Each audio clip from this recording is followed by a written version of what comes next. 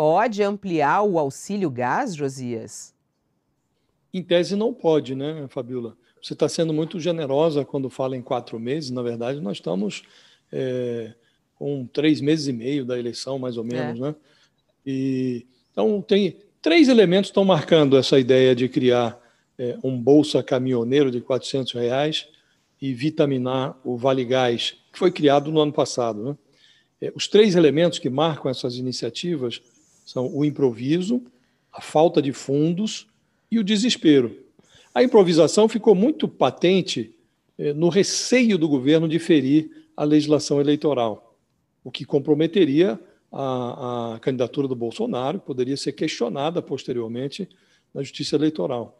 A irresponsabilidade fiscal, a falta de fundos, restou muito evidente na dificuldade do governo de apresentar um número, qual vai ser o custo desse populismo de última hora.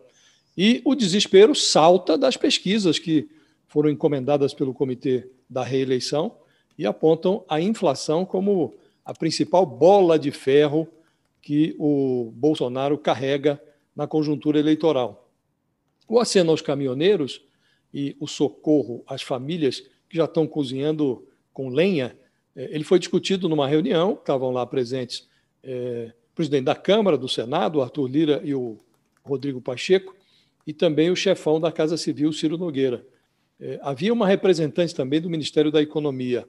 A certa altura, sentiu-se a necessidade de chamar o chefe da Advocacia Geral da União, o Bruno Bianco, por conta desse receio de ferir a legislação eleitoral. E isso ainda está sendo estudado. Tanto que, ao anunciar a intenção de levar isso à votação na semana que vem, o próprio Pacheco, o presidente do Senado, disse que isso vai ser votado desde que não desrespeite a lei. O Bolsa Caminhoneiro já vinha sendo cogitado desde o ano passado, chegou a ser anunciado, inclusive, pelo Bolsonaro, em outubro do ano passado. E não agradou os caminhoneiros, ao contrário, irritou muito, porque muitos deles gastam mais de R$ 1.000 quando param no posto para abastecer. E aí, R$ 400 é um valor considerado por eles irrisório. E a falta de caixa travou a iniciativa, mas agora, não importa se tem caixa, se não tem caixa, vai na base do vai ou racha.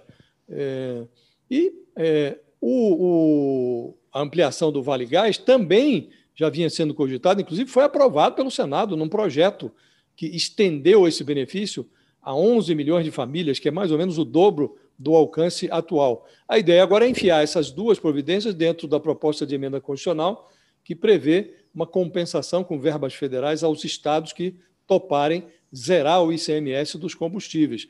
O governo está estimando, meio na galega, que essa coisa toda não pode passar, não pode custar mais do que 50 bilhões de reais. Esse dinheiro seria torrado em mais um pavimento construído ali acima do teto de gastos. Então, o preço do desespero do Bolsonaro, Fabiola, é a irresponsabilidade fiscal. Ô, Josias, me chamou a atenção que essa história do auxílio gás, o governo está revendo isso, porque eles criaram o auxílio gás com um pagamento para as pessoas que não é possível a pessoa comprar o gás. Eles pagam 50% do botijão. E o que eles perceberam é que esse auxílio gás que estava sendo entregue para mais de 5 milhões, eu acho, de famílias, mais ou menos, não conseguia comprar. Então, não houve aumento da compra dos botijões, muito pelo contrário, queda nas vendas de botijão de gás, né? Tem até esse trecho aqui na reportagem, coloca aqui para mim, por favor, que a gente está destacando também no UOL, a reportagem da Folha de São Paulo, que fala exatamente disso. Ele foi criado em novembro do ano passado e ele paga 50% do valor de um botijão.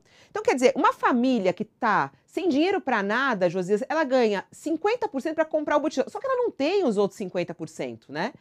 E aí, não compra o botijão. O que eles perceberam é que as vendas caíram de botijão de gás.